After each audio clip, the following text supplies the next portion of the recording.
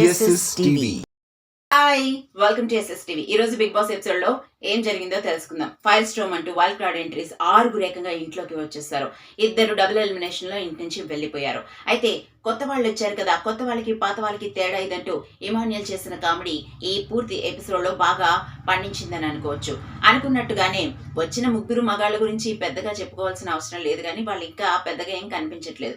ఒకరికి గౌరవ్కి తెలుగు రాదు, ఇంకొక శ్రీనివాస్ సాయి అక్కడక్కడ కనిపిస్తున్నాడు, ఇంకా 3వ వ్యక్తి నిఖిల్ ఏదో కొంచెం మాట్లాడుతున్నాడు. ఎందుకంటే సీరియల్ యాక్టర్ కాబట్టి తనకి సీరియల్ యాక్టర్స్ తెలుసు కాబట్టి, తనుజ కొంచెం తనకి బాగా తెలుసు కాబట్టి తనుజతో తను మింగిల్ అయ్యాడు.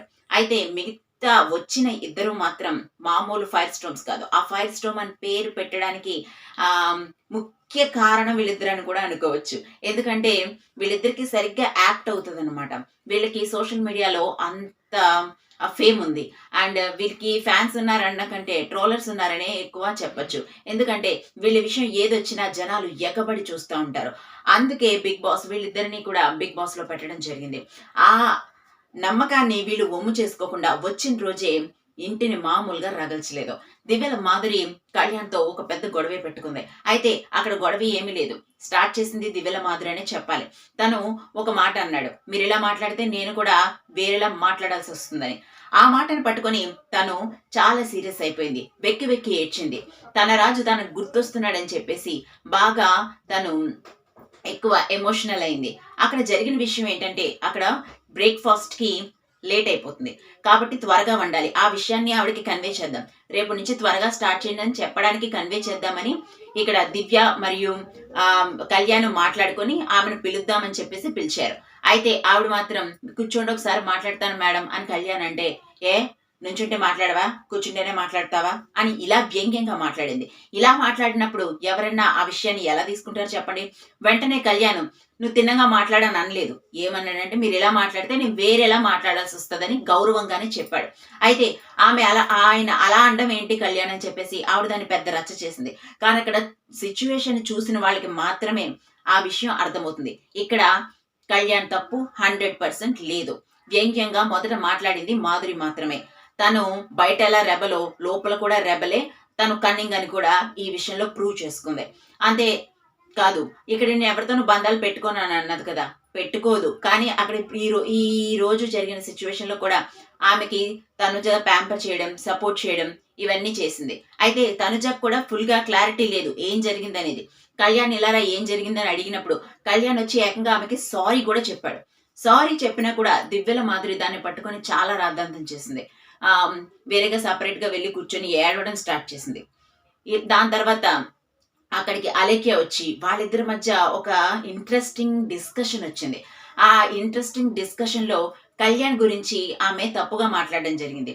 ఎందుకంటే ఆ రోజు శ్రీజ ప్రియా ఉన్నప్పుడు వాళ్ళిద్దరిని ప్యాంపర్ చేస్తూ ఆ అబ్బాయి ఎంతలా పట్టుకున్నాడు అంటే, ఈ థంబ్నెయిల్స్ ని వాటిని చూసి కూడా వీళ్ళు ఎక్కువ చేయొచ్చా. అక్కడ హౌస్ లోని ఏదైనా ప్రోగ్రామ్స్ జరుగుతాయి, ఏమైనా టాస్క్లు ఇస్తారు, ఏమైనా జరుగుతాయి, అప్పుడు ఫిజికల్ టాస్క్లు అది ఆడ మగ తేడా లేదు, ఒకరికొకరు రాసుకోవచ్చు, పట్టుకోవచ్చు. అలా పట్టుకున్నప్పుడు అనుకోకుండా ఇంటెన్షన్ తో పట్టుకున్న విషయం అయితే కాదు కదా, వేరేగా ఉన్న. అయితే ఇక్కడ కళ్యాణ్ ప్రియాతో వీళ్ళతో మాట్లాడుతున్నప్పుడు అదేమి టాస్క్ కాదు, వాళ్ళు నార్మల్ గా బెడ్ మీద కూర్చొని నార్మల్ డిస్కషన్ లోనే ఉన్నారు. కానీ వాళ్ళ అగ్ని పరీక్ష నుంచి తెలుసు కదా, వీళ్ళు friends. First of all Priya Kalyan కన్నా పెద్దది, తనని తమ్ముడుగానే చిన్నపిల్లడుగానే చూస్తుంది. శ్రీజ కళ్యాణ్ చాలా క్లోజ్ ఫ్రెండ్స్. అయితే వాళ్ళిద్దరి మధ్య ఏమీ లేదు. కళ్యాణ్ ఇంకా రీతుతో ఏదైనా కొంచెం ట్రాక్ నడిపడం, కానీ శ్రీజ మీద ఎటువంటి ఇది లేదు ఆ అబ్బాయికి. అయితే వాళ్ళు ఫ్రెండ్స్ గానే అలా పట్టుకున్నారు తప్ప వేరే ఇంటెన్షన్ లేదు. అది బిగ్ బాస్ ని చూసే వాళ్ళకి బాగా అర్థమైంది. మాట్లాడడం జరిగింది, ఆమె రెడీ అయింది, తర్వాత ఈ డిస్కషన్స్ అంతా అయిపోయాయి. తర్వాత పప్పు తక్కువ ఉంది, మీరు మధ్యాహ్నానికి అందరికీ సరిపోయేలా వండండి అని చెప్పి రమ్య వచ్చి చెప్పింది. దానికి మళ్ళీ ఈ దివ్యల మాదిరి ఏం చెప్పిందంటే, బకెట్ నీళ్లు పోస్తాం అప్పుడు అందరికీ సరిపోతుంది అని చెప్పేసి అన్నది. అక్కడ రమ్య ఉంచుకొని పప్పుని ఇవ్వనన్నట్లేదు, అక్కడ ఉన్నది 2 కప్పులు పప్పే కాబట్టి ఏం చేయాలి, ఆ 2 కప్పుల పప్పులోనే వాళ్ళు కొంచెం అడ్జస్ట్ చేసుకొని వండుకోవాలి. కాబట్టి చూసుకొని వండండి అని చెప్పింది. యాజ్ ఏ రేషన్ మేనేజర్ గా తను చెప్పిన దాంట్లో ఎటువంటి తప్పు లేదు కదా. కానీ దాన్ని కూడా దివ్యల మాదిరి బాబు బకెట్ నీళ్ళు వేస్తామని చెప్పింది. ఇప్పుడు వెటకారంగా మాట్లాడకండి, నాతో వెటకారంగా మాట్లాడకండి అని కళ్యాణ్తో చెప్పినప్పుడు ఈవిడ ఎందరితోనూ ఎందుకు వెటకారంగా మాట్లాడాలి? అది కరెక్ట్ కాదు గదా!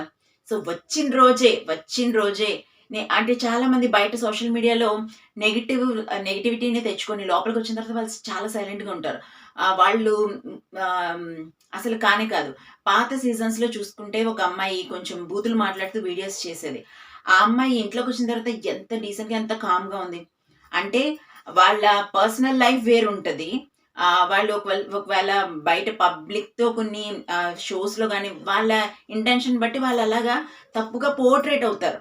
సో, అది 'బిగ్ బాస్'కొచ్చాక కొంతమందికి తెలుస్తది. కానీ ఈమె విషయంలో ఎలా ఉందంటే, ఆమె పర్సనల్ లైఫ్ మనకనవసరం. ఆమె ఏం చేసుకున్నా ఆమె ఇష్టం. అది వాళ్ళు చూసుకుంటారు. కానీ ఇంట్లోకొచ్చిన తర్వాత ఆమె ఎలా ఉంటుందని ఎక్స్‌పెక్ట్ చేశారో అలాగే ఉంది. అసలు 1% కూడా తగ్గలేదు. ఈమె ఎలాంటి కంటెంట్ క్రియేట్ చేస్తదో అని ఎక్స్‌పెక్ట్ చేశారు. ఈవెన్ రమ్య గూడా ఎలాంటి కంటెంట్ క్రియేట్ చేస్తారని ఎక్స్‌పెక్ట్ చేశారో, దానికి తగ్గట్టుగానే వీళ్ళున్నారని ఫస్ట్ ఎపిసోడ్‌లోనే అందరికి అర్థమయ్యేలా చేస్తున్నారు వీళ్ళిద్దరూ. ఎనీవేస్ మరిన్ని ఇంట్రెస్టింగ్ అప్డేట్స్ కోసం చూస్తూనే ఉండండి. SS TV. Like, share, subscribe.